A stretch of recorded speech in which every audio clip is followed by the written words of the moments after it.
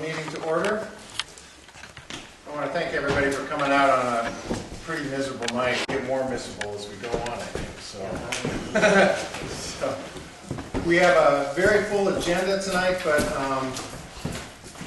a lot of these items are just updates and shouldn't require long discussion. So I hope we can get through this fairly quickly.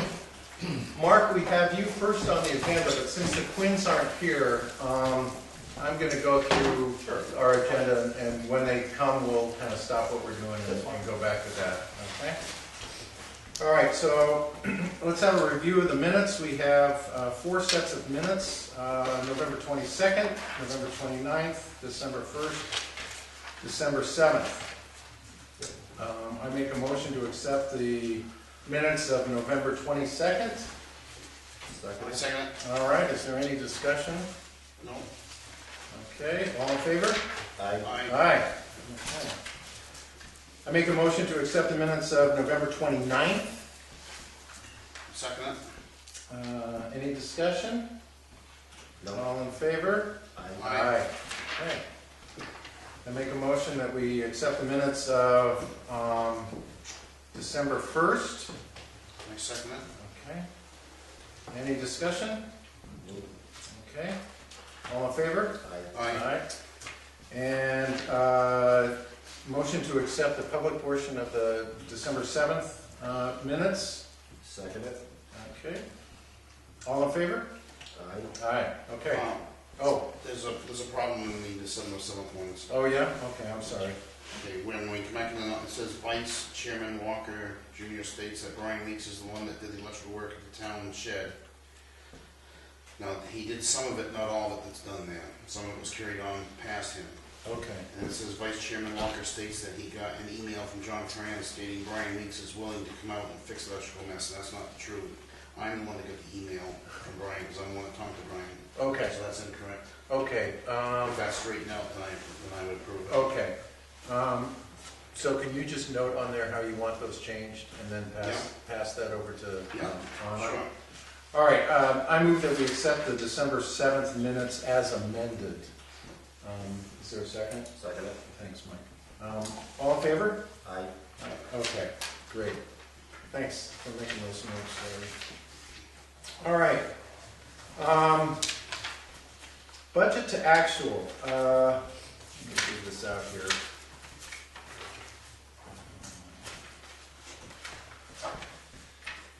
The most recent one I've got is for December 1st. And we are right on the money. We have, as of December 1st, we have 8% of the year left in terms of time, and we've got 8% of the budget left in terms of money. So we did, we're right there. That's as of December 1st. So I think we're going to do fine by the end of the year. But Artie, let's talk about where we are with cash flow. Yeah, exactly. The first round of tax money that came in, I did pay our county tax. Right. Because that was due to 15. I have not paid Muskoma until I will pay them at the end of this month for December. That's the $45,000. Yeah, because I anticipate more tax money coming in. Okay. I would like you to move on that permission to get and sign a TAN, a tax anticipation note. Right. But I will not do that until probably the end of January, assuming people don't pay their taxes. Okay. If they pay their taxes and we can squeak it out till June, I will let you know. And you can taper your spending accordingly. Okay. Okay? I reread your message about that. Yeah. And as I understand it, the bank, it's a $100,000 note. If we need that much. Okay. So it can be up to $100,000. Yeah, I'm asking for permission up to that, but Right. it can be up to. Okay. And the interest rate is 1 fixed up. Yeah, it's cheap. 1.5 something percent. Yeah. There's no prepayment penalty. Yeah. Okay. Yeah. All right. Well, this sounds to me like a good thing to have in our pocket, this sort of a just in case. just in case. Yeah. I move that we authorize, and would you be the signee on it? That's what I have to have you say. Okay, all They'll right, authorize me to sign okay, a TAN, all right, and you put in there, if necessary. okay. And I'll let you know where we're at before I Okay, say we ought to do this. okay. I authorize Arthur Burdette, the town treasurer, to sign, if needed, a tax anticipation note up to $100,000 Yep. as he negotiated with the bank. Yep.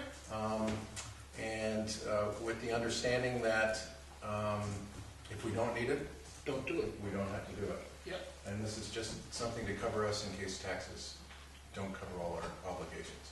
Correct. Okay. And how long is the note for? 6 months. 6 months? Which, waiting until January, which I just want to make sure we make payroll, which we will. We will, I'm Yeah. confident of that. But the 45,000 for 5 more months, and then we have another payment in there. That's a big chunk of change. Yeah, So, and there's other mandatory costs that we have to cover. And the first thing, everybody's gonna get paid first, so, or retirement money and all that stuff. I think Evan So- might be interested in that. So I'm putting the school to last, and the 6 month takes us past the June taxes. Yeah. Okay, So the note is good for 6 months, is that what you're saying? okay. All right, great. Can I get a second? I'll second it. Okay. Any further discussion? Artie, is there anything more you'd like to add about it? No, I think these are all up to date on, Okay, I don't have anything else to report to you. We're moving along. okay, As long as the money comes in, we'll be okay. okay. Like I did mention to you before, between now and June, just try to do only what you have to do, Yeah, and then after June, you can, you right, know what you got. right, okay. All in favor? Aye. Okay, great. Well, so let us know how it goes. You won't hear from me until January. Do you, have you talked to Darlene? Do you know how the property tax payment? I can tell by the money coming in. Yeah, We had one bit, somebody had to pay an $18,000 one, so it kind of inflated the amount of money, which I was happy to see. It was a bank. I assume it's one of these properties. yeah, But I don't know how to gauge it, but it's not a lot right. in the big picture. And that's why I'd be more comfortable being able to do that if we have to. While we're on the subject of that, we have another bill that's owed us in the amount of about $17,000 and change. And Great. This is on the T-Bolt property. I don't know if Darlene mentioned it, but we got a letter from the Department of Justice because Mr. T-Bolt is out of circulation for 9 years under federal custody. So I sent a copy of that letter to the town attorney to find out where we sit in terms of getting paid, because the Department of Justice is They're gonna seize that, right? I don't know, I'm familiar with the federal seizures when we did drug seizures. I don't know it's a civil forfeiture. right. I don't know what's changed since then, it's been a while, so Right. our attorney would be the one to guide us, it's a good move. Right. So, If money is coming in a lump sum, right, although we only have a short time left, right. and we have, believe it or not, budget-wise, extra money, like unanticipated revenue, spend that in this year. We only have 2 weeks left, but Beth would be able to tell us if we have unexpended money. Yeah. Okay. I have no idea about Yeah. the T-Bolt property. I have no idea if we could expect that this year or 10 years from now. So, Either way, you gotta get it. yeah. So, when I find out something from the town Yeah. attorney, I'll let the board know and you and Darlene know. Don't fret about the extra cash, it's just a wish, Okay. you know. All right.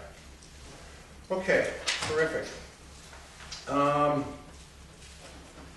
Have you gentlemen had a chance to review the manifest? then Yes, for sir. December 15th. Any questions? Yes. Okay, all right. Now, the air gas bill, that is for lease contracts for 2 oxyacetylene torch sets. We only have one at the shop. Oh, yeah? So we need to change that. Okay. Could we just strike that and then deal with that on the next manifest so that Yeah. it already doesn't, okay, all right, that's. So like me to cancel the check? Yes. Yeah, okay, all right. Because it should only be 100, it should be 110 once we get it straightened out. Do you wanna pay him 110? Not the 220? Why don't we put 110 in the next manifest for the 29th? Okay. Okay. So not pay this one? Don't pay it. Okay. No. Any other questions on the manifest? Okay, I make a motion then that we accept the manifest of December 15th as amended, so we will strike the online payment to Airgas at $220. Is there a second? Second. Okay, all in favor? Aye. Aye. Great. Steve, question while you're signing at the manifest. Mike, I held that $1,300 for the carpenter because it was an estimate. Should I pull that Wait, also? the for just- $1,300 was for the EOC. The 2,000. Whatever it was for, Yeah, EOC, that was an estimate. I didn't pay the estimate. right. Do you anticipate a bill this year or should I cancel that too? They're supposed to come out the 22nd and relocate. So can we put it on the January manifest? Yeah. Yeah, all right, I'm gonna cancel that. I think that's a good Yeah. idea too. Yeah. I mean, let's get a solid invoice. on it. Yeah. Okay, all right. Thank you.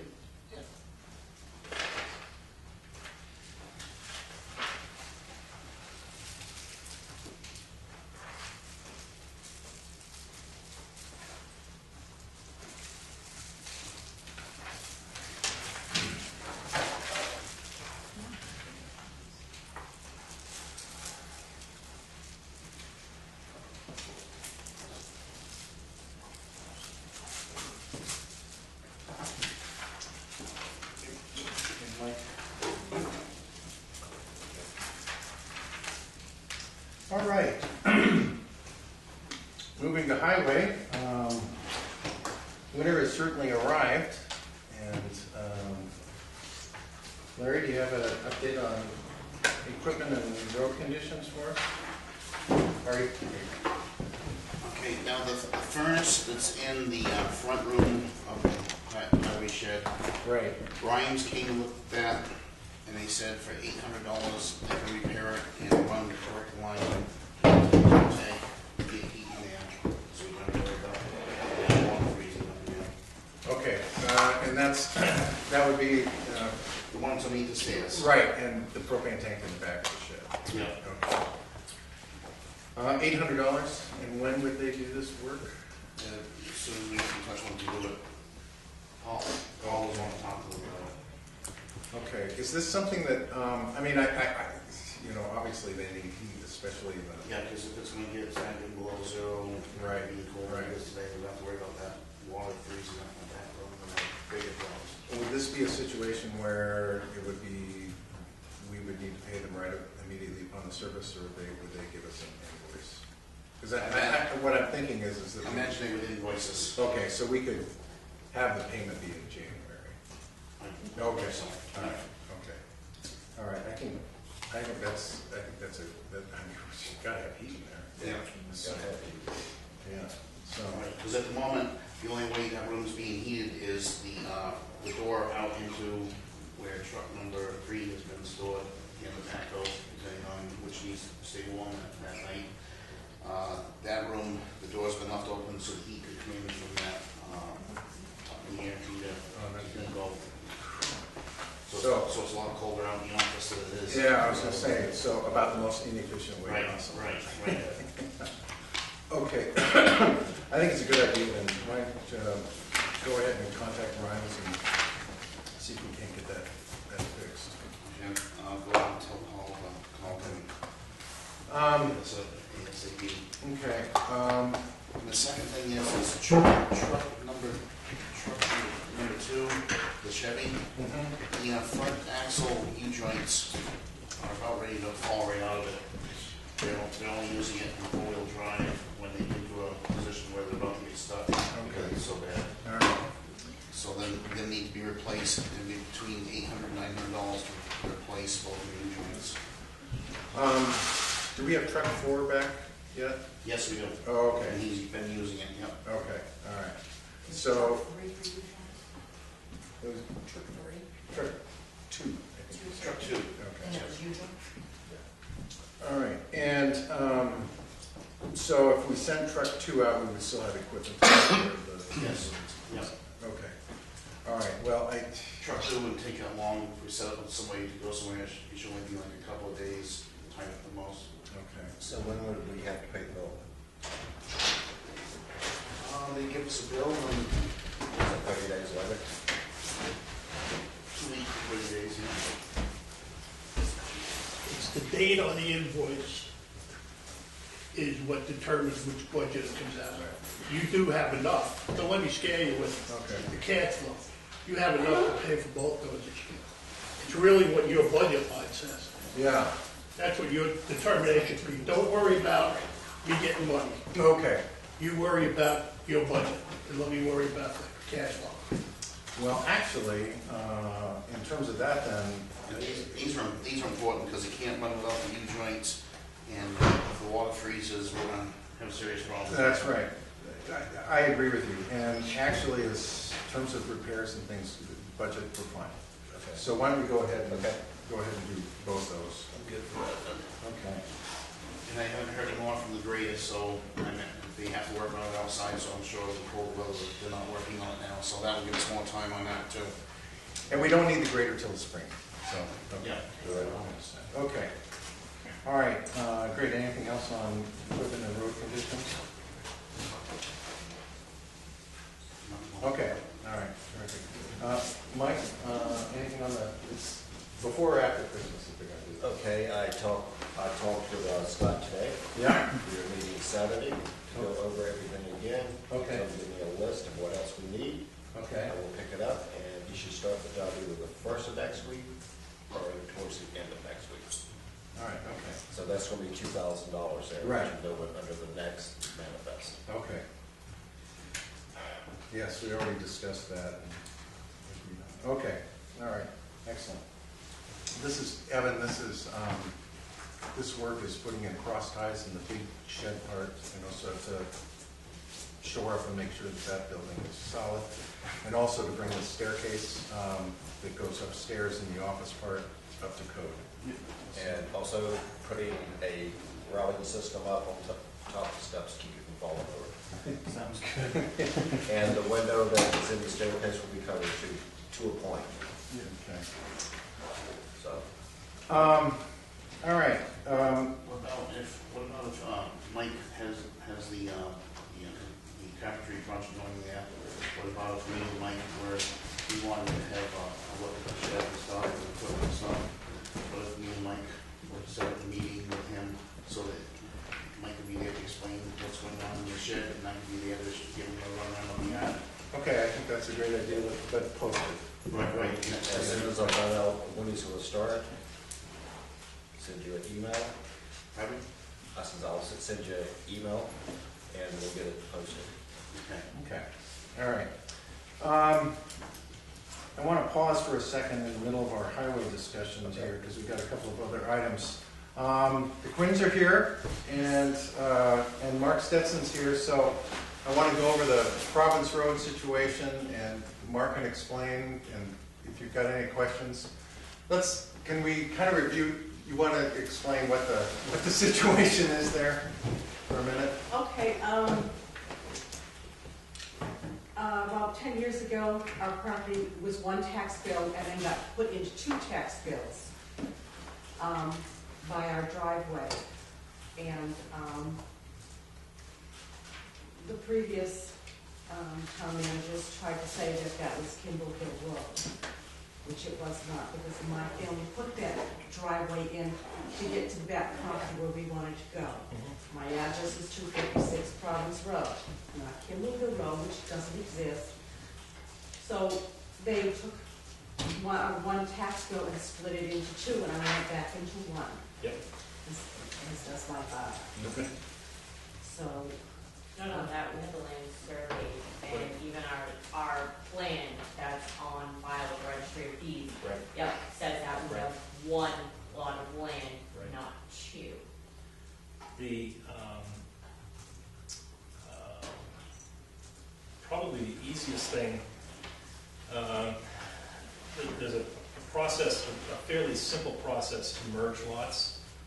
It's a one-page form that goes to the planning board. do you have it?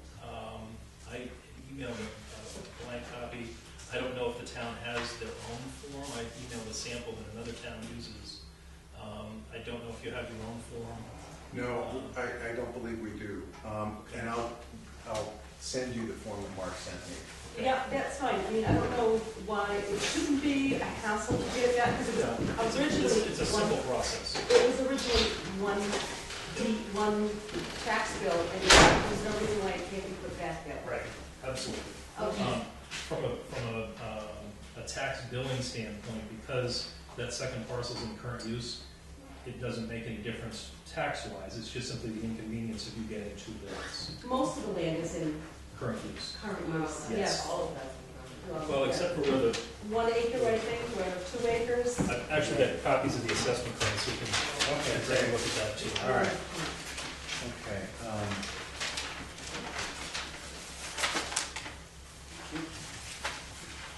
So I'll get that, I'll email that form to you, That's fine, like, tomorrow if I can.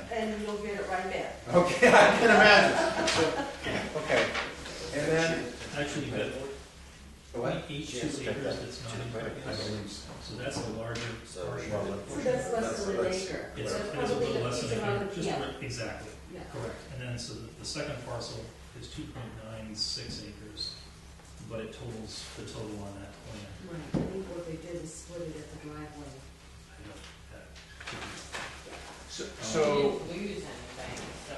no, no, it's just, they just simply, those are the 2 parcels. so, Mark, when she completes this form, it goes to the planning board then? Correct. Okay, not to the zoning board of adjustment? Correct. Okay, all right, So she's gonna need to have to be put on the agenda. right, Going forward. okay, all right. And when is, do you know when the next planning board meeting? January, This is the process. I'll get back to you. Okay, all right, okay, thanks so much.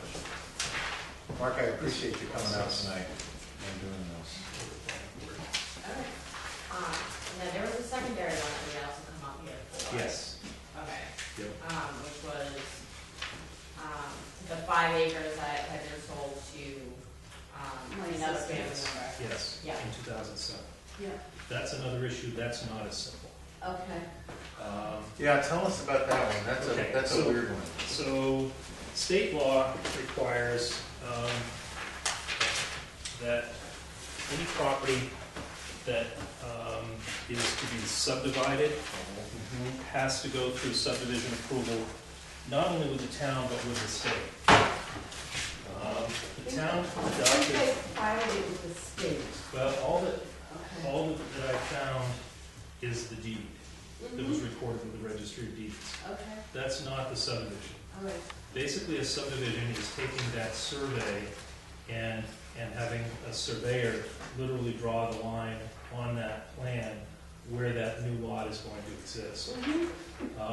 It'll require, obviously, working the field, and then I there's think that's already been done, so I can have my brother-in-law. Well, if you're on a deed, it should tell you this is reference, 25 feet, 20 points, Right. 10 lines, so it actually does But- already have over. but it's not on the plan. There is no survey that Okay. shows that lot. Oh, It hasn't been surveyed, it hasn't been subdivided. There's an application process with the town and with the state. Okay, do you have the application? I don't. Can you email that? Yeah. I'll take that too. All right, You'll have to have, this is online, this is on the town's website, printed off from the Okay. town's website. But you'll have to hire a surveyor to And go that's through fine, I that think process. she had already done that, so I will have him pull that Okay. information out. Okay, Because I do believe they had a surveyor come up and do that. okay. So if And that's so- the case, then I will Yeah. make sure that. And they'll have to go through the process And with it. that's fine. Yeah. The process is spelled out in here. All right, It's not as simple. do we have it? Yes. Okay, fine. Okay. So I once, also printed it. okay. So once the process is complete and the plan is signed by the planning board, it gets recorded at the Registry of Deeds, and that triggers the assessors us to assess the parcel separately. Okay, I should tell you, though, that property is assessed as of its status on April 1st. So if it's approved before April 1st, then it gets assessed that year. If it gets approved in May, it doesn't get assessed until the following year. okay, That's all. and that's fine. So, So it sounds like a bit of paperwork and a couple of meetings. And whatever, if a surveyor has already gone through some of this process, obviously that's gonna make it easier. Okay, But it's a process both with the town and with the state. okay. So, is it a surveyor who works in New Hampshire? I'm not sure who they got, who my sister got for If surveyor. it's a surveyor from New Hampshire, obviously they're gonna be familiar with the process with the Yeah. state. If it's someone local, then they're familiar with the process with the town. Okay, we'll find out. Okay. Great, Mark. I really appreciate you coming out tonight to help us through that. Any questions? No, Okay, I'll just fill out the paperwork I need and send it back into you. all right, Yeah, the merger process is real simple. so- okay. He's gonna All right. do the paper. I also appreciate you visiting down there at the Pratt's. No problem. That was nice of you. You'll get that documentation Okay.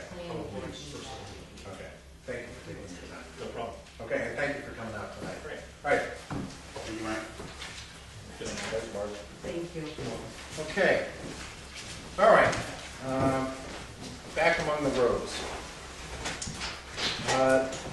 We have had, as I understand it,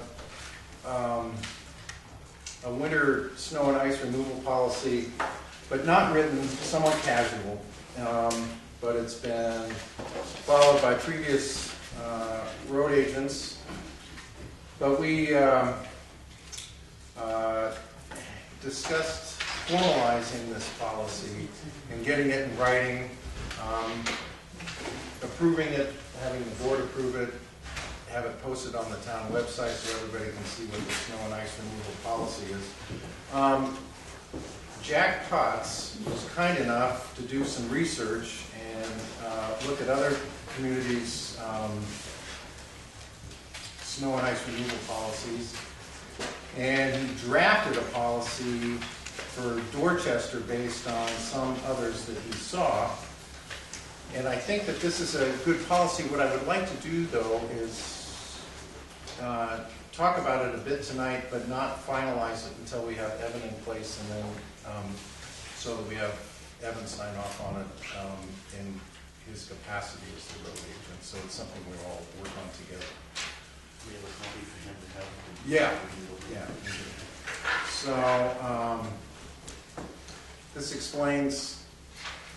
Jack, do you have you want to say anything about it? That's a really rough outline that I put together. And like I said, it's an amalgam of really two communities. Mhm. I followed Bristol because of where it's located, its Yeah, right. proximity to us. But based upon the size of the town and the similarities, and because I know the town really well, I also based it on Greenfield, New Hampshire, which is rather small. Right. Right. And after looking at several other policies out there, what I noticed is the verbiage seems to be consistent amongst not only just those two communities, but other ones. Yeah. So it looks like everybody's kind of been borrowing off someone here. So I took that and I put this together based upon what I know of Dorchester. Yeah. Now, there's a lot of things that I marked out in gray, and I hope that showed up on the second portion. It did. But there are portions of that that need to be tweaked, like metrics, like I have in there about sand and salt mixtures. Now, then that brings up to the question of, do you really want to go that route? Put that in there, which it seems like a lot of the other communities do, or do you just want to kind of blow that completely off? Because if you put that in there, I think that every year you may have to adjust that based upon what you're going to do. But if you took it out of there, maybe made it a little more generalized, or maybe if you put those portions in there, you really wouldn't have to update that document as frequently, maybe whenever you want to review it because of some legal changes or something. So I put this together, and the first part is just a policy objective. And the second portion is actually falls in line with what I was just discussing. It touches more on procedural issues. It's not super detailed, but it gives enough information. And the reason I thought about this was because I've never really seen any formal policy in this town, and I see a lot of questions, and what triggered it for me was when I saw questions on Facebook, and not just on our group, but other ones too, where people ask questions. And if we had this information clearly defined, town could simply post it on their Facebook group, post it on the wall out here, everybody would be able to see it, they'd have it every year. It's very clear what the town is going to be doing, the overall policy.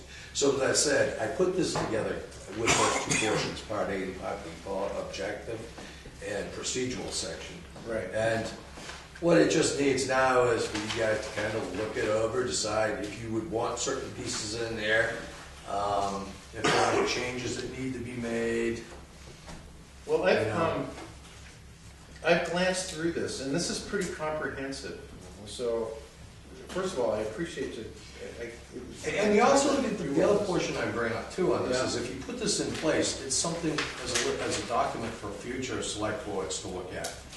And there is not going to be any kind of individual interpretism going on in terms of what somebody sees something should be done. It's going to be done a certain way by the policy, and if they want to change that in the future, they're going to have to, but they're going to have to talk it out in open about what's getting done. So there's always going to be this transparency for everybody to be able to understand. And it gives a better understanding, gives the community a better idea of what you guys are doing. It's a little bit of work at first, but I think in the long run, it's going to save a boatload of time, energy, frustration. I think the critical area in this policy is number 3, level of service. I mean, because that's what people are really concerned about. As it states here, it is not reasonably possible to maintain a snow and ice-free road or sidewalk during a storm, which is true. The town intends to utilize its best efforts within the means available to provide practical, safe access to homes, businesses, and municipal and other public facilities during and after winter storms. A, as a general policy, the town will start to conduct snow removal operations upon accumulations of 2 inches of snowfall. The road agent may, at his or her discretion, based upon weather information reports or prevailing conditions, elect to not remove snow until greater or lesser amounts have accumulated. B, notwithstanding any other provision of this policy, snow removal or road or sidewalk treatment operations may be suspended at any time when continuing operations would pose a hazard to persons or property. Ice storms, for example. C, pre-treatment and ice control may be implemented prior to, during, or after a storm as determined to be most effective, noting that salt has a much slower effect on melting snow and ice at temperatures below 25 degrees Fahrenheit and thus may not be applied until it is warmer. And then D applies to sidewalks, which really doesn't apply much to Dorchester. What I'd like to do is spend a little time reading this thoroughly, and then when Evan is on board, let's all meet together and talk about this and make any adjustments or changes that we all agree on and see fit. And then once we have a document that we're agreed on, the board can pass it, we'll post it, we'll have a copy posted at the highway shed, we'll have it on the town website. Everybody's clear on what the snow policy is. Well, before we start, should we send it to the attorney? Yes. Yeah.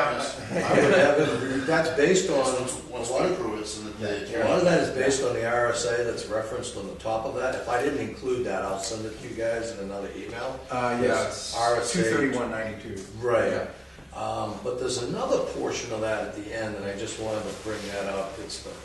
I was talking with Mike about this, the snow obstruction ordinance.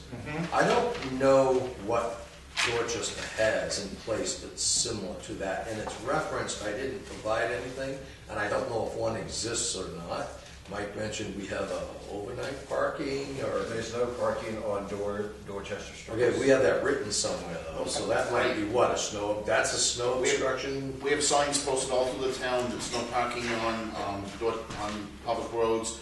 I believe it's November 15th. Right. April 1st. So we might want something like that, to right? include that on this, and if we post that online, have a link to that, post it Yeah. online, but I didn't do anything with that, but I did leave that reference in there, Okay, it's placeholder. all right. Okay, great. Oh, he's got it. Steve, Oh, yeah, Artie. the parking is no parking on the traveled way Right, townwide.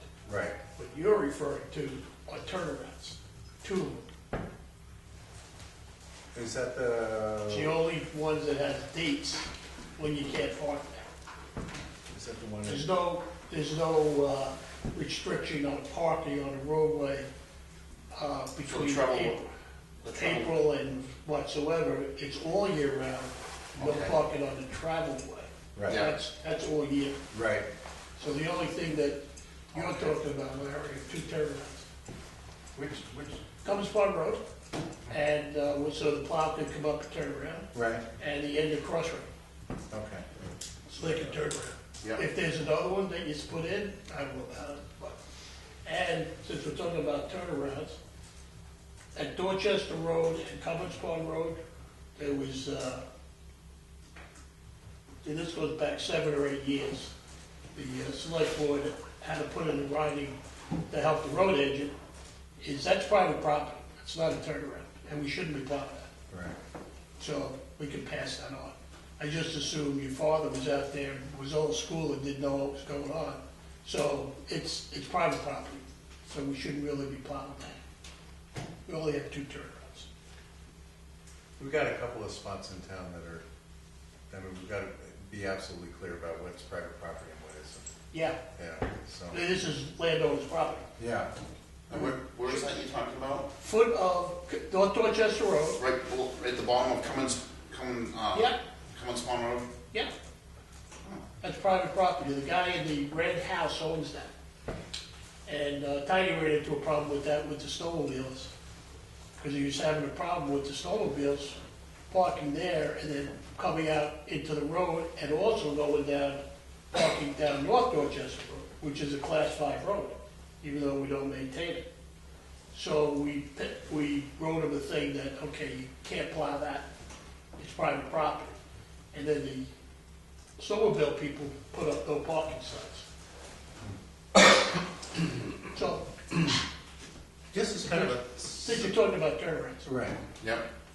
just as kind of a sidebar to this, I am hoping that at some point, working with Evan, that we can develop a large comprehensive map of the infrastructure of the town that includes roads, bridges, and the works, but also all those small, little spots where there's a private property section, just like you described.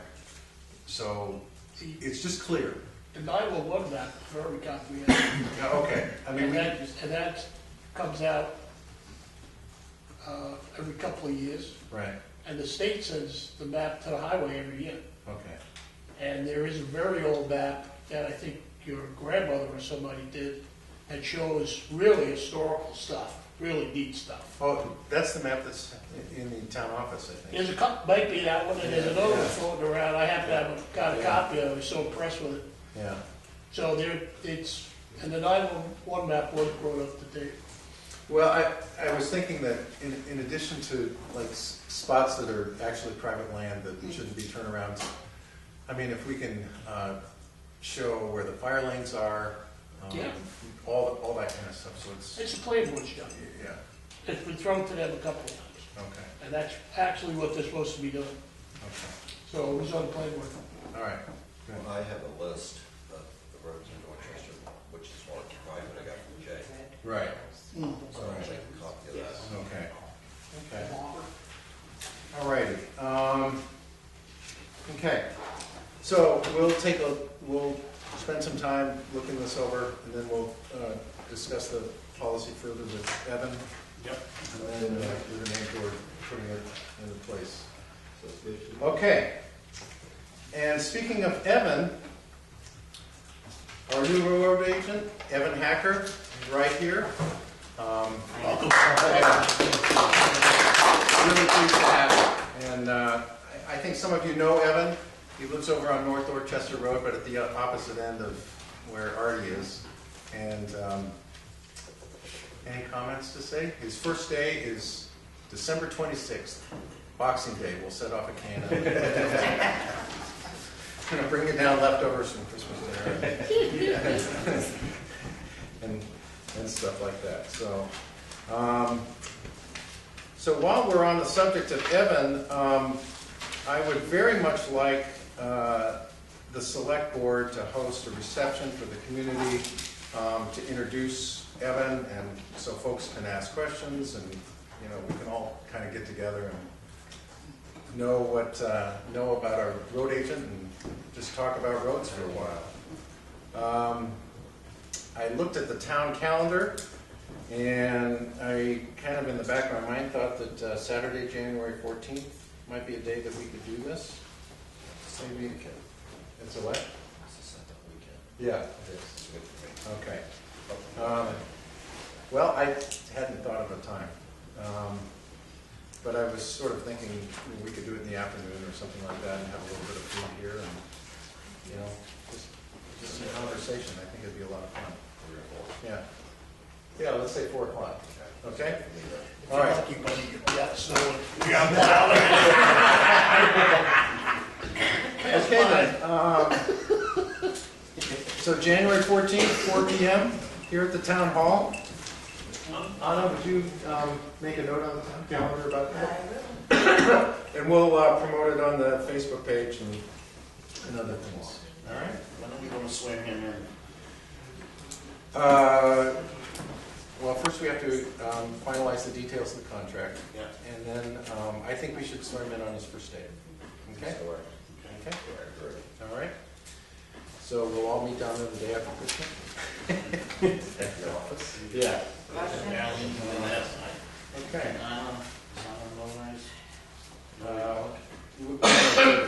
Is there? So, all right. That's something else we should probably check into, is have a go get a license for the notary. Okay. So we have to, yeah. Yes. I had a question about the 26th. Yeah. Would I be starting like at 7 a.m. or whatnot at the shop, or if it was snowing out? If it's snowing, you got to be out there at like 2 in the morning. Yeah. No, Honestly, what I was looking for. no. Midnight. 12:01 a.m. Yeah. What we'll do is I'll talk to Paul, and if the snow's coming down that morning, I'll make sure that Paul's covering the roads. And if you're at the town office at 8 a.m. The town office at 8? Yeah, because we'll swear you in, Okay. and then we'll go from there. Okay. Yes. And how long is Paul going to be with us? Well, Paul has agreed, that's a good question, and I talked to Paul, and Paul has agreed to stay on an interim basis, and at some point in the future, we'll have a discussion about it. Hiring a permanent maintainer is kind of a collaborative deal with the select board and the road agent. I don't know if Paul is interested in becoming a permanent road maintainer. Because he's been doing a very good job. He's been working hard out there. Yes, he has. And And he's done an excellent job, Yeah. I think. yeah, so thank you for saying so. Yes, Artie. Paul, I totally concur with Al, and I went down yesterday to thank him for the Yeah. other day, in the evening. Are you the road guy? You The the selectman liaison. assigned with the highway? Yeah. How long has Paul been working alone? Since my father got sick, yesterday, A week ago yesterday. yeah. So he's out there alone, working, plowing and on the roads and doing all this by himself. At the moment, yeah. You are derelict. You are absolutely derelict. No man should be out there working on these roads alone. If he broke down in the middle of the night, or fell in the yard, or got hurt, who's gonna know? So get somebody. That's dereliction of duty. And when he told me that, I was appalled. I felt sorry. He had his son down there helping him hook up truck 4. If anything, you get up and you go out and volunteer your time because you didn't get somebody to work with the guy. I have never come down on a selectman before, but that is derelict. That man got hurt, that's on you. And he's a great guy, and he's been bailing this town out. So fix it. That's it. I'm sorry, I can't go for that. No, that's okay.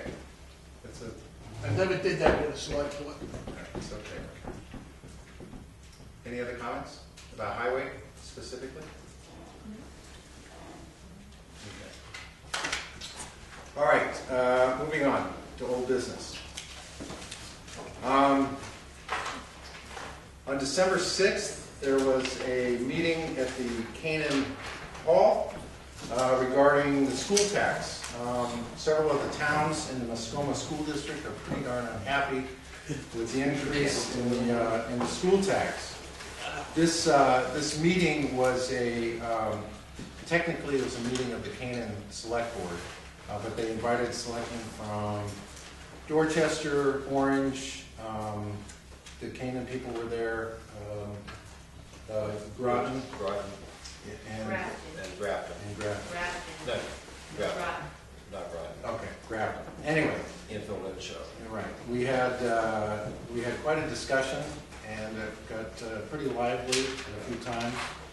There will be a second meeting. The date hasn't been agreed on, but it'll be the week after Christmas, I believe, to discuss some possible remedies to the situation. They were very good. Mike Sampson was the one who hosted the meeting, and he's the town administrator for Canaan. And he had a handful of proposals about how towns might address this situation. But he was very clear that every proposal had consequences. So, there's not an easy out and easy solution to this.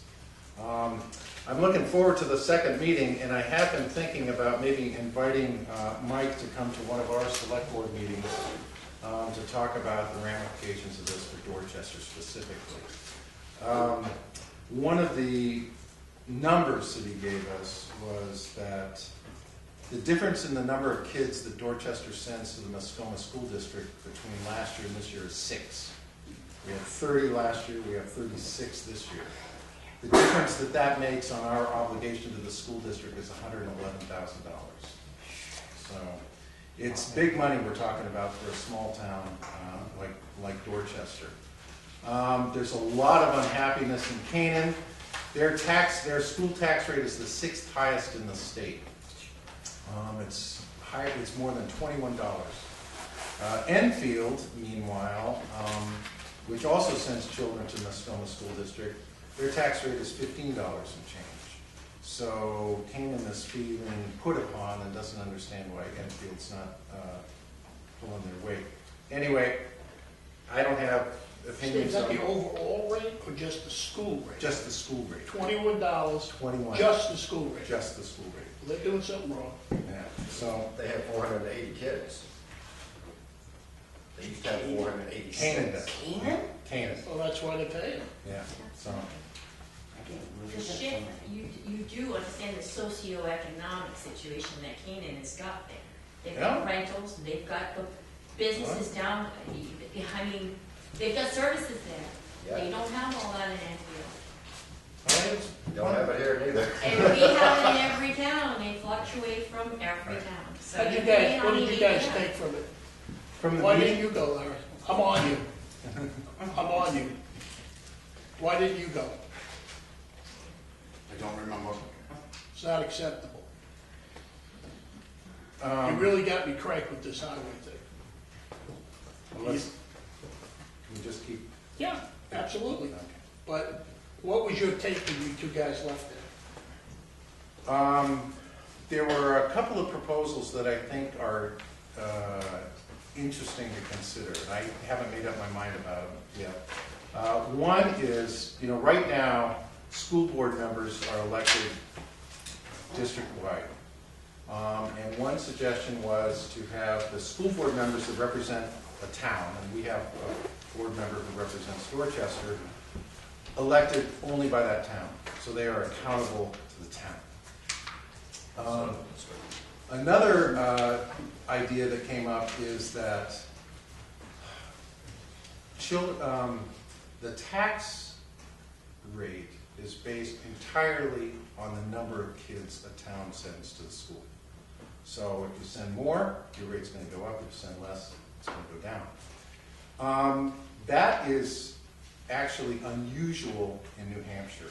A majority of school districts have a formula balancing out number of children and property value.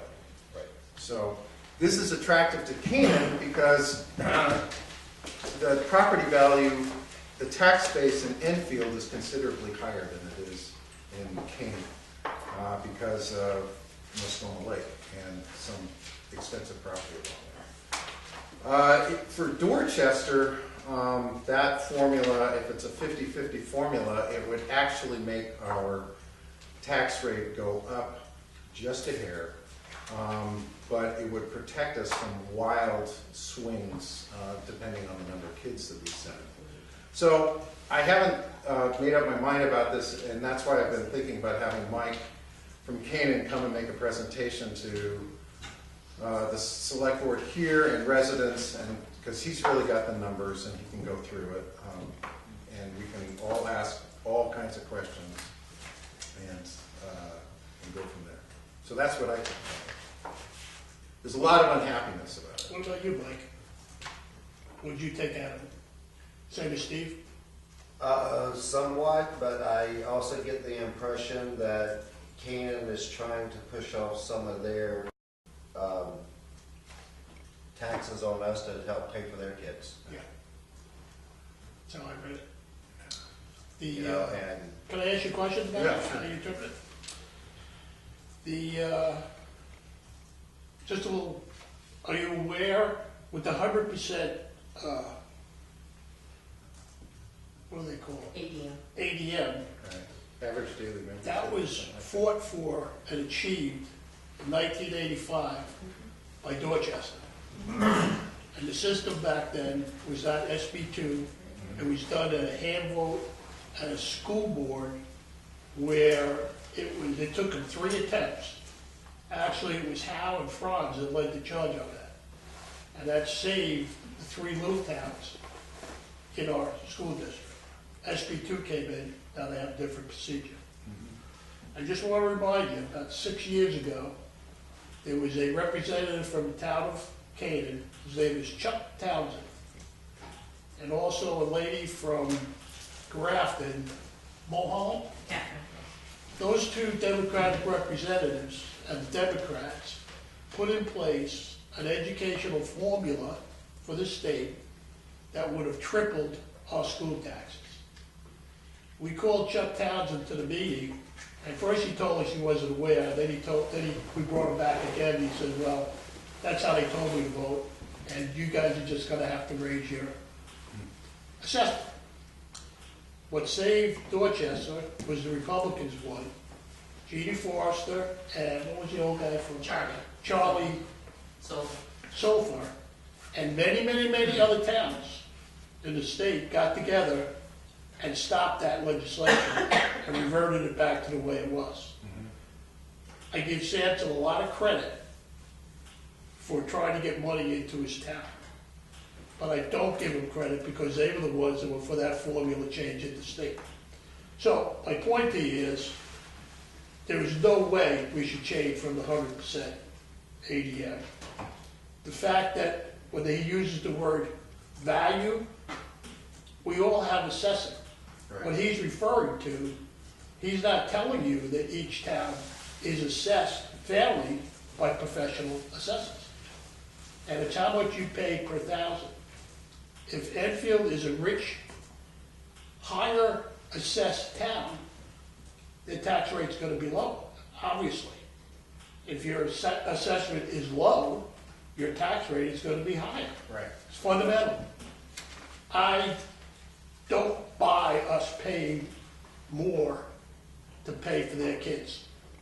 And I don't buy the fact what happens when Dorchester's goes up 10 kids, which is feasible, because we've already seen an influx of young couples in the town and kids, and you know we're gonna get more as older people pass on.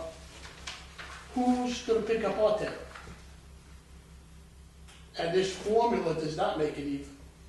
It makes it, because if their population goes up, that's more for us. So I think we should, if you want to hear them out, that's fine. But I think we should lead the charge to gather Enfield, Grafton, and Orange and tell them no thanks. Because it was this town that put 100% ADM in place. And without it, we're paying more.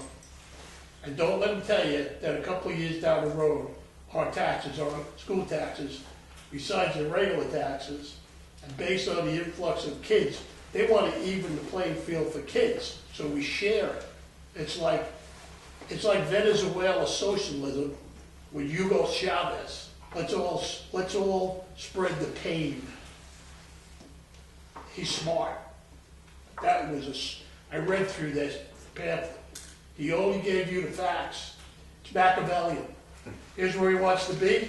Let me give you the info to get there. But he avoided, and it's not kids aren't the only thing that affect that rate. Right. It's our assessed evaluation per thousand. And we're all assessed professionally and fairly. We all have X number of kids and we pay our bill. Caden, do your own homework, clean up your mess, and pay your bill. And everything they complained about people losing houses, we got 4 vacant houses. We got one, Blooms, they moved to Caney, lost his house. Taxes. You have old people in town here that are right on the fringe, not paying their bill. Oh, I know. So we, and I would hope that you guys would gather these other selectmen and lead the charge to tell Santa that ain't happening. I wasn't aware of the history of Dorchester. Well, that's why we're talking. Yeah, right. And I think if you bring some of the, Brian Howe is a wealth of information. And I think in this case, as long as Franz does not talk about current use, which is a killer for us if he brings that up, as long as he stays on point, let him, he's retired, let him lead the charge to keep 100% ADM. Be glad to work with him. He was at the meeting, by Yeah, and he, I would think he would be really upset about that proposal. the way. Looks like a little bit now. Yeah. What's it tomorrow and the next day? And Canaan's only gonna get deeper in a hole because they think they're a big city and they're not.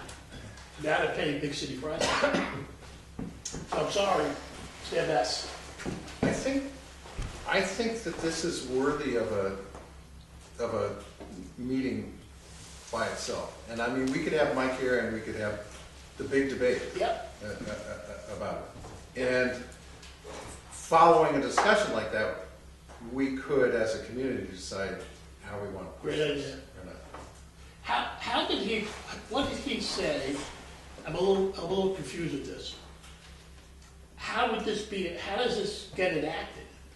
Is it a warrant article? Is it how does this happen?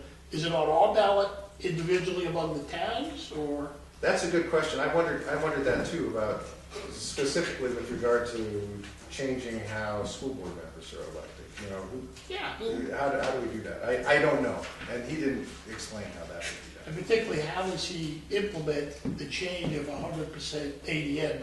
Because that is exactly what he's doing, Yeah. and we don't want that. Well, I assume that there's, I mean, that change, as you mentioned, was made in 1985, so there's a different system before that. So there's some sort of mechanism that allows for a change to happen. According to Brian, that was before the law of SB2. That's a town, how the town's voted, Right. which is different with the schools now. Right. We're not SB2, but they are, Yeah. and it's a different procedure. But the one law that he has in his folder for us says each town. Now, does that mean every town has to approve it? Does every town put a warrant on? Because it's not going to pass here. Yeah. I don't know. So I think we should dip in the bud on that Okay. ADM stuff real quick. The other items, have a good time. But don't, and it struck me that he targeted Dorchester pretty good in this report. Yeah. Oh, Dorchester's rich. But there's another very informative guy in this town, came up with, what is it per capita, the difference between wealth and the citizens of Canaan? Their per capita is much higher than us, meaning they make more money. So, he's not, I give him credit, he took out the things that are good for something he wants to get. And that makes a guy dangerous. Well, we could be dangerous too. Yes, we can. We can be educated. We're educated people that can put together a pretty good argument. Okay.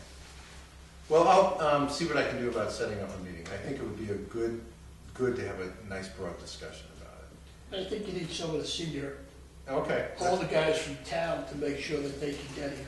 Well, we'll make sure that Brian is. Well, and somebody like Dave Cockey, they went through that. Some of the older selectmen that went through that time period would be really, I think they could be very informative. Okay.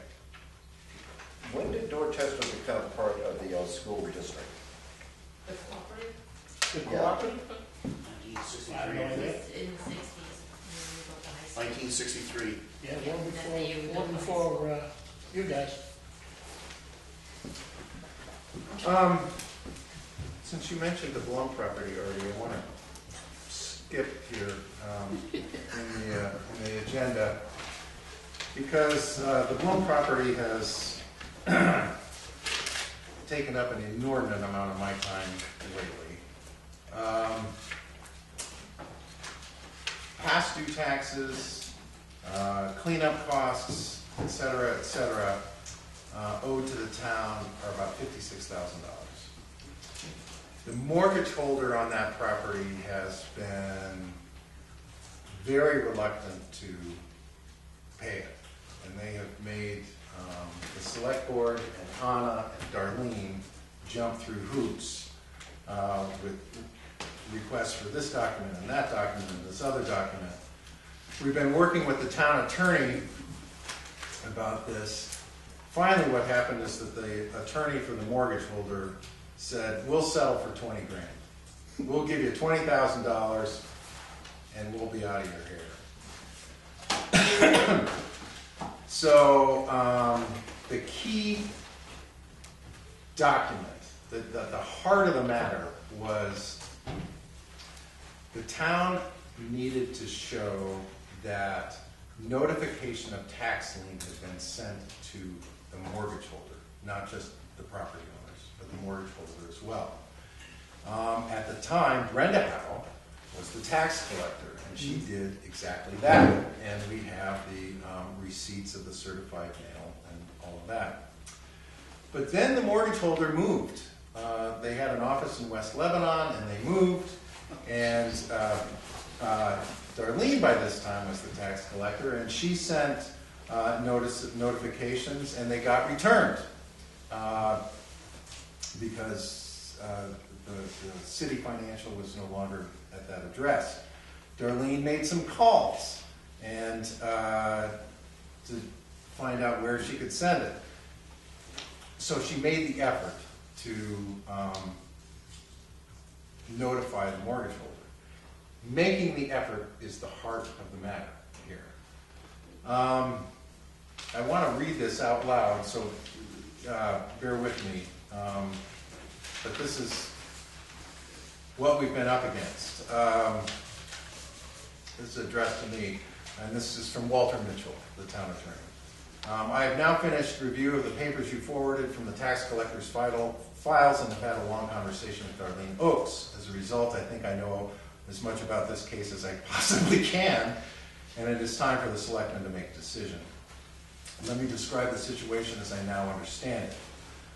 This situation raises questions of the validity of the tax deed taken in August 2014 for unpaid 2011 taxes on the former Blum property. Does everybody know what property we're talking about in town?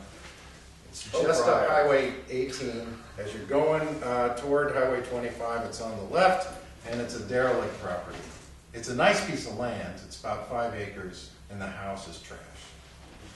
Fall down. For you locals, opposite Holly's. Yeah, it's right opposite Harvard. Oh, the one that used to have the whole for hire? Yeah. Oh, Yeah. that almost made Ellen overhire. Somehow that's not included there. As earlier indicated, 2 of the requirements for a valid tax deed are that a notice be sent to any mortgage holders that the taxes are not paid, and a tax lien has been in place against the property at the registry. And then a couple of years later, another notice must be sent to the mortgage holder 30 days before taking a tax deed. When Darlene Oakes became tax collector in March 2013, there were outstanding taxes on this property going back to 2010, and the previous tax collector had sent certified notices of the tax lien for 2010 and 2011 to the mortgage holder, and those notices were received and the return receipts sent back to the town. Okay so far. Soon after Darlene became tax collector, she sent a notice to the mortgage holder, which is City Financial, of intent of tax deed for the unpaid 2010 taxes. She sent it to the same address used by the tax collector, but the previous tax collector, but this notice was returned by the post office as undeliverable because apparently City Financial had closed its West Lebanon office. Darlene remembers that she made some phone calls and created some very cryptic notes for the file, which, you don't like it when an attorney uses the word cryptic. But anyway, which efforts apparently resulted in her reaching someone, which in turn resulted in the mortgage holder or its successor paying those 2010 taxes. However, she doesn't have a memory or a notation of who she talked with, or where she apparently didn't ask for an updated address, and she didn't keep any record of where that payment came from. So, in 2014, the identical scenario arose again relating to the still unpaid 2011 taxes. Darlene sent another notice to the mortgage holder using the same address that didn't work the year before, and when that was again kicked back by the post office, she tried to make the same calls and attempts at contact that she made the year before. She does not have much memory of the details of those efforts and no notations of what they entailed, but the end result was that the same efforts that were successful the year before in trying to reach someone failed this time. There is no actual notice of the intent to take the tax deed ever actually having reached the mortgage holder. Let me go through. While our New Hampshire statute only requires the sending of such a notice, so we would be covered in that case, which obviously Darlene and Brenda did. There is a U.S. Supreme Court case that requires that a municipality do more than just get the undelivered notice back and stick it in the file. The court instead requires that reasonable further efforts be made by the town before property interests may be taken. However, of course, there's no guidance as to what a court would find to be reasonable. That determination would depend on the facts of each particular situation. There is one other fact you should be aware of. In situations like this, where a mortgage company changes names or its interests are assigned to another entity, a notice of that change is usually filed at the registry, which gives notice to the municipality. Here, City Financial did record such a notice of assignment, but despite the business closing, or at least the address changing a year or two earlier, this notice was not recorded at the Grafton Registry until January 2015, a good 5 months after the town's tax deed. Therefore, in making a decision, the select board we have 4 possible options. Here's the options as he describes. Number 1, you can accept the $20,000 payment offered by the mortgage company, which would allow the property to be placed back on the tax rolls. 2, you can decline the offer and tell the mortgage company to file its litigation. Frankly, if that litigation is filed, I believe that we have a reasonably good chance that the court will rule, under all these circumstances, that the town did enough in the way of reasonable efforts to notify the mortgage holder and that the tax deed is valid. This would leave the town in a position to collect the full $56,000, but to get it may require that the town put the property on the market through auction or sealed bid for sale, and of course there would be legal fees involved with litigation. 3, you can decide, since the only notice with any questions about it is the second one, to redo that notice, making sure that we get the notice to the present mortgage holder through its counsel, and then just take a new tax deed. However, I do not recommend this, since doing so will allow the mortgage holder to redeem by paying only the 2011 taxes without penalty, and you would lose the right to collect your costs of cleanup, since it would be an implicit acknowledgement that the previous deed was invalid and therefore you had no right to go on the property to clean it up. This would probably net less than the amount offered in option number 1, meaning $20,000. Number 4, you can authorize me, Walter Mitchell, to disclose all these details to the mortgage holder's attorney and try to negotiate for a settlement higher than the $20,000 but less than the $56,000 at a floor to be determined by your board. The decision, of course, is the board's to make. Walter's recommendation is door number 4. And if that fails, then you must choose between 1 and 2. So this is where we are. We could take City Financial to court, probably win, but it would be a big hoo-ha and it would cost the town some money. We could accept 20 grand and be over and done with it. Or we could authorize Walter to see what he can negotiate with the Blums, the mortgage holder's attorney. That attorney's name is Steve Mancini. He's down in Massachusetts. So that's where we are. This has been, I can't tell you how much time this has taken over the last couple of months. And in fact, going back into the summer. So it's been really quite an effort. Gentlemen? My suggestion is 4. Larry, any thoughts? Let him see if he can, let the attorney see if he can negotiate it higher. That's my feeling too. Do we have a minimum that we're willing to accept? 49.9.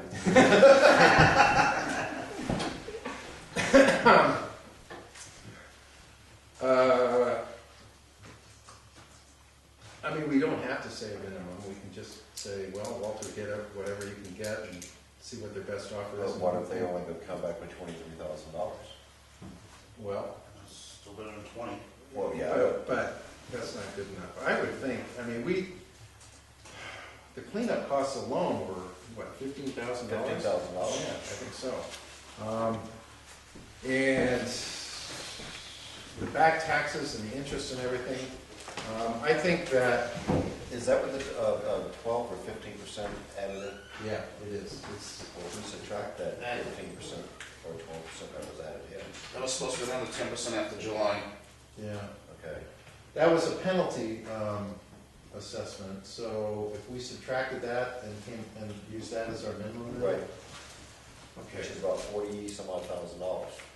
Well, why don't we make it an even 40 and see if you can get that? And how do you feel about that? I would rather try for 45. Hey, we need the money. We got school taxes to pay.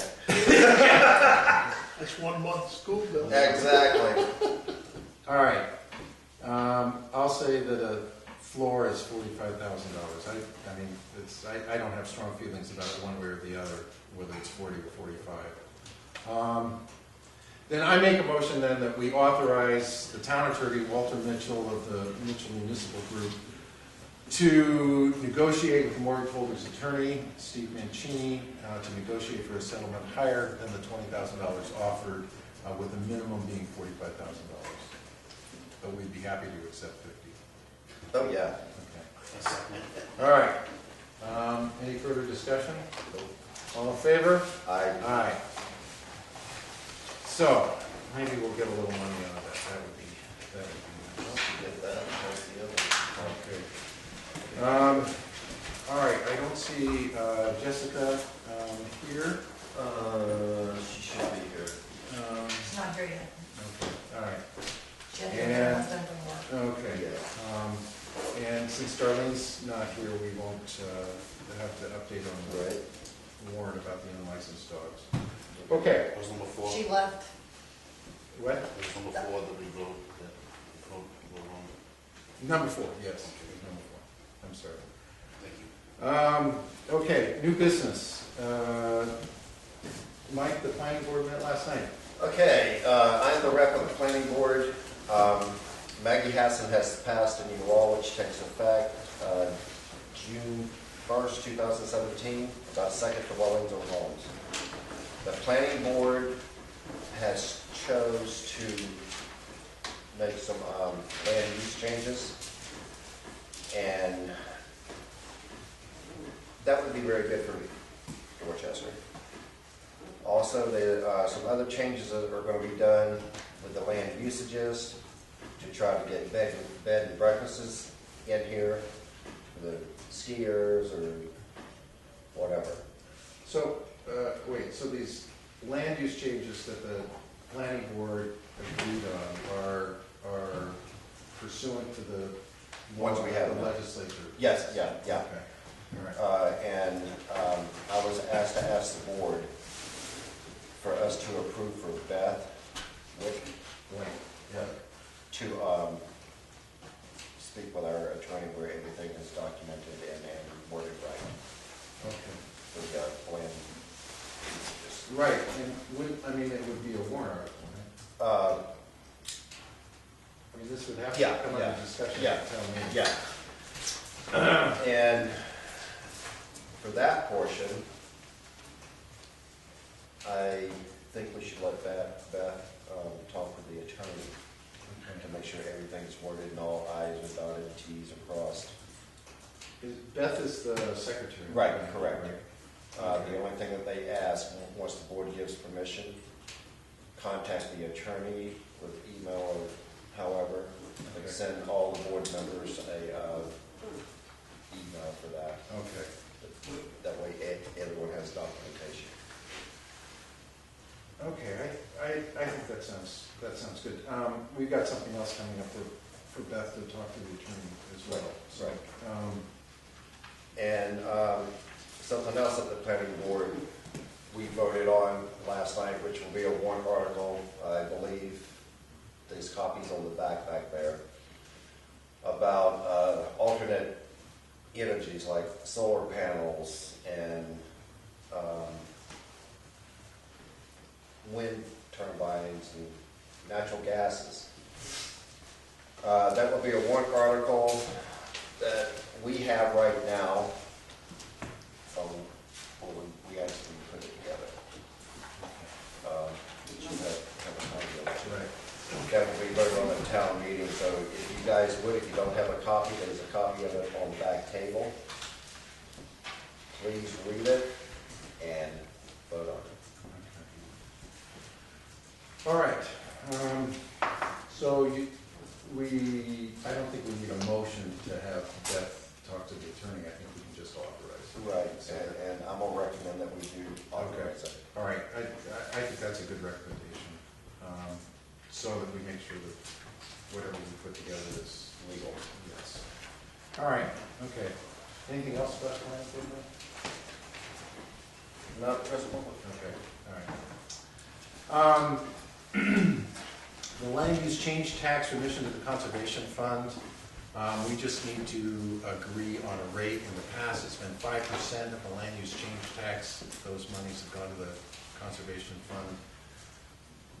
That's been the traditional rate. I think that's been fun. And Artie, you've already made a payment of, what was it, $25? It was a check from Mariel and Khan to Conservation Fund. Oh, That was a donation. Oh, okay. And I believe, wasn't there a warrant article passed on setting the percentage? I think so. They were. Yeah, I yeah. believe so. And I think it's 5%, so. It That rings was. a bell, but Yeah. I haven't Excuse me. refreshed myself. Everybody and I were actually talking about this in the office today, and he said it was 5%.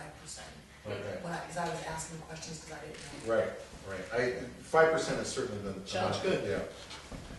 Okay, then, all we need to do is vote on that so that the transfer can be made. I don't have the amount though. Beth would have what was collected Right. as LUCT. Okay, right. If you just tell me how much, I'll do it. Okay, I'll get in touch with Beth then.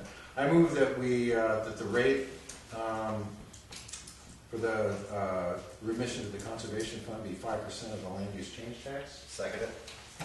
Any further discussion? All in favor? I, Okay, Artie, I'll be in touch then. with Okay. the amount. Okay. Speaking of attorneys, last week I got a call from Laura Spector Morgan, who also works in Walter Mitchell's office and has done legal work on behalf of the town, and a matter that virtually all of us have thought been put to bed seems to have reared its head again, and she doesn't know why, and she's said that even the attorney for the community church isn't really sure why. But the church has proposed that the property line between the town hall and the community church be adjusted so that the well is back on the church property. Oh, God.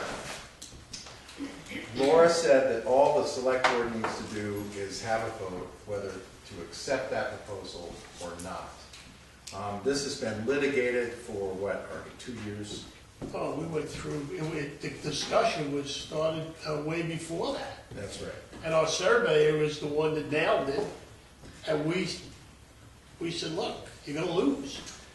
The survey was held valid by the Yep. court. So that's why, I mean, this was all over and done with except signing on the final dotted line. That's it. And why it's come up again, I don't know. I move that we reject the proposal to adjust the I property. second that. Steve, just so you know, we didn't wanna have them spend more of their money. So we said, look, here's your survey, Yeah. go away. Well, once we take this vote, I mean, if we vote to reject, I'll Yeah. talk to Laura tomorrow and we'll see where we go from there. Larry, if you have any comments? No, I don't. Okay.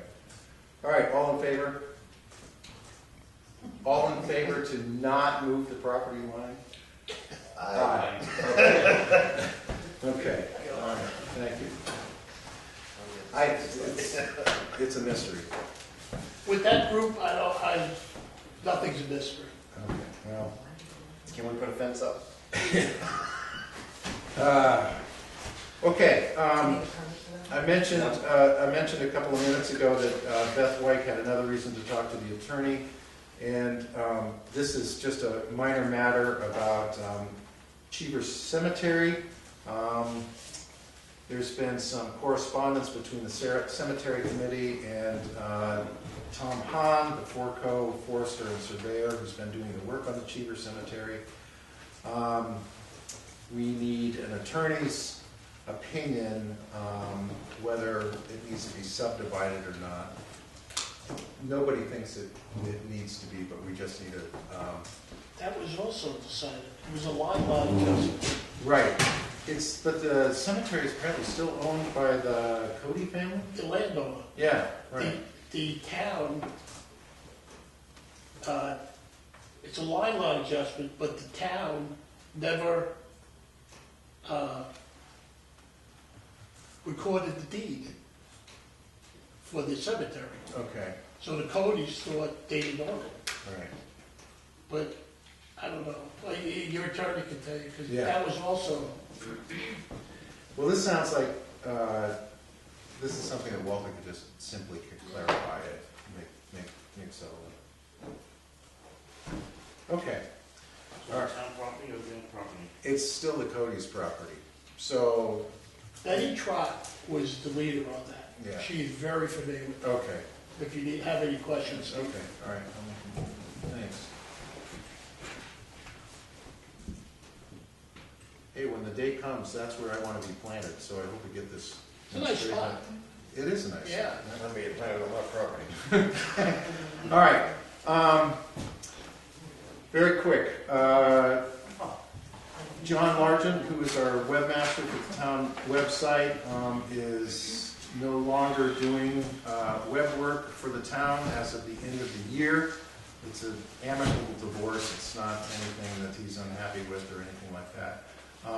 He thinks that changing the format of the town's website to a WordPress format would be beneficial because it would allow Anna and others to do the content and update things. We wouldn't have to send it out.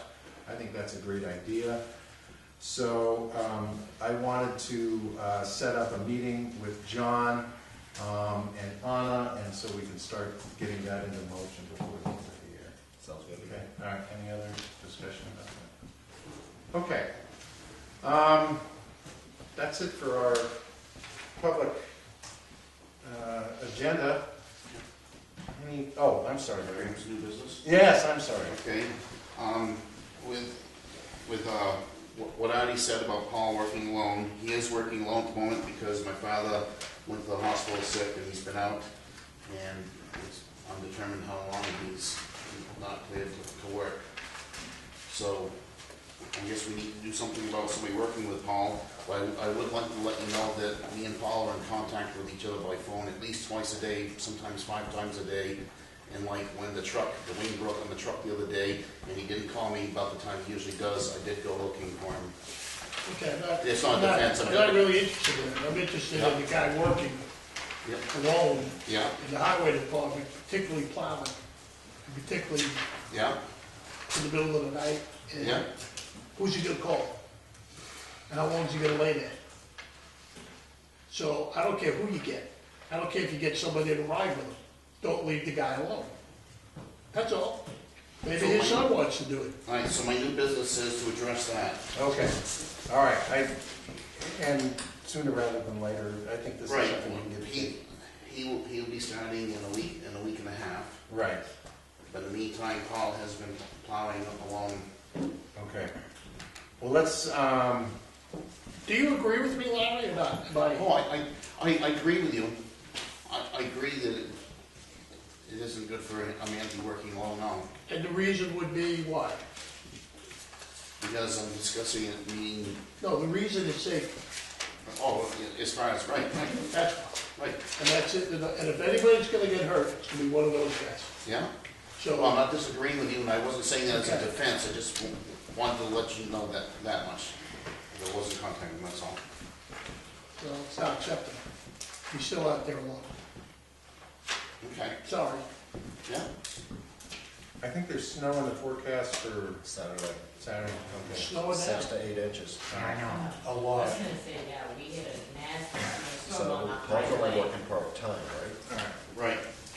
Steve, I don't care if it's somebody volunteers Right. to ride with you guys. Right, Even if you don't put another truck out. right. I offered that to Paul. I said, I'll volunteer to hang out with you. Because the guy, I just believe in my heart, in that job, you can't, you shouldn't.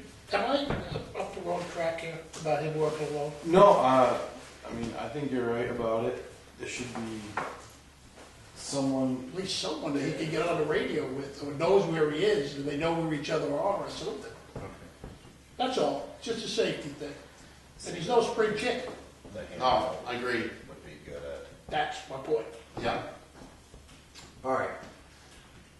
Well, let's try and get that taken care of in the next, What I can have him, one thing I can do in the meantime is I can have him call me when he goes on, let me know he's on, and then when he gets back, when he makes his round, comes back to the shed, which is usually a certain amount of time, have him call me, let me know he's back, and have it back on again. And at least that way I can have better track. And if he doesn't come in roughly when he's supposed to, then I can go looking for him. I can be involved in that as well in the short term because of where I live. He goes by my house in a couple of different directions. Yeah. And so I can make sure he checks in with me too. I would bet we have someone, unemployed guys in town for $10 an hour to ride with the guy. Yeah. That's what we're talking about. Yeah, that's That's all I'm right. saying. Okay. Yeah. I'm just trying for what, a week and a half? That's it. Yeah, yeah. Yeah. And I'm sure there'll be two of them, that'll be fine. I wasn't at the job I'm at right now. I don't know Yeah, I if know. my father's, I don't know if my It's father's, Yeah. my father's coming back or if he's not coming back. Well, I know he went and turned his key in the other Oh, day. did he? Yes, Okay. so. The doctors will be here. All right. Okay. If you guys think I'm off base, don't do anything. But No, I really I- don't you're think not- I am. no, You're not off base. I agree with you, and I care about the man. You So. get guys like Sheffield and guys in town that have the time, and it's $10 an hour. Yeah. Even if you don't put another truck out. And Dave's done a great, he's doing a great job for us. You know. And maybe even his son, Paul's son, asked him, because his son was down there helping him. Yeah. You know, Actually- anybody. Actually, Artie, I don't disagree with you at all. As a matter of fact, because it was on Monday when we had the snow, and I had to go over to Wentworth for a meeting, and when I came back at about noontime, I noticed that Hearst House and Streeter Woods hadn't been plowed in quite a few hours. So my first thought was, uh-oh, something's happened to Paul. Right. He's sick or he's hurt or something like that. My second, I was looking for him. right. When My he second called thought me, he told me, was, something's happened to a piece of equipment. Yeah. You know, and it turned out that that's what the problem was. Good. So, We can live with all that, Steve. But I don't think we can live with him getting hurt. no, I don't think so either. Oh. I don't think so. In fact, I was relieved to hear it was a piece of equipment, because Yeah. that can be dealt with. Yeah. Okay, within the next, 12 hours, let's find somebody to, Babysit. well, not babysit, Well, you know what I mean. accompany. Accompany. Yeah. And if you got a guy that knows how to plow, you need a CDL now if you don't have a truck too. Right, I mean, Not what are truck we in too. for? okay. All right, Not the Chevy. Well, you said that out from repair, right? yeah. So, okay. It was a range to it. It can be used now in two-wheel drive, but if it gets anywhere where it needs four-wheel drive, Paul told me that, and I offered to, he said, could you do the corners for me? And I said, you gotta check with Larry, I sent you an email. I don't want any money, I just don't want them alone. yeah. Okay. All right, we'll, I don't think we should contact Artie's offer. Oh, screw you now. I didn't know the guy was doing this for a week and a half. Gotta do the right thing, pay somebody that can use the money. all right. Do they have to be sober? No, you're not driving. Well, that would help. Yeah, they need to be started. Do you have any candidates in mind? They're not on my head, but maybe some. All right, let's discuss this. Okay, all right. Okay, any other public input? Anything? All right, let me mention a couple of events. The tree lighting is coming up this Saturday, 6 p.m. Yep. The lights will be put on no later than Friday. Okay, the tree's out there. Artie, thanks for Yeah, corralling a tree for us. And Anna donated the lights. my problem. Oh, really? Oh, okay, I didn't know that. Thank you, Anna.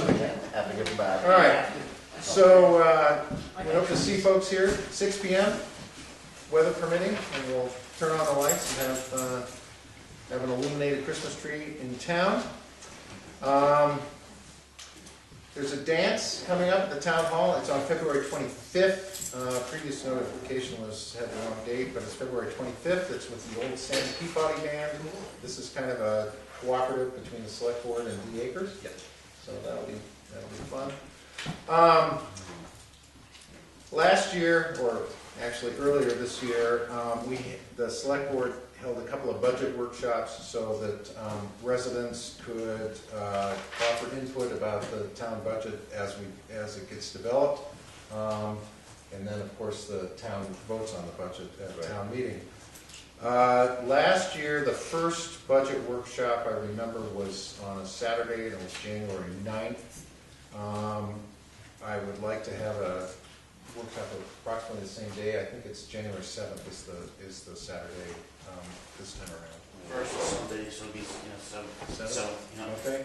It was kind of a late morning thing. I think we got together at 10 a.m. and, we had a projector here and had the budget up on the screen, and we can talk about it. Okay. All right, then, January 7th, 10 a.m. All right. Okay. Steve, you sound like you'd be really busy, buddy. Thanks for putting in all that time. Well, thank you. I appreciate you saying that, Artie. I think people don't realize how time consuming it is. Well, You too, Mike. All of us have put in a lot of time. Well, it's time consuming. It is.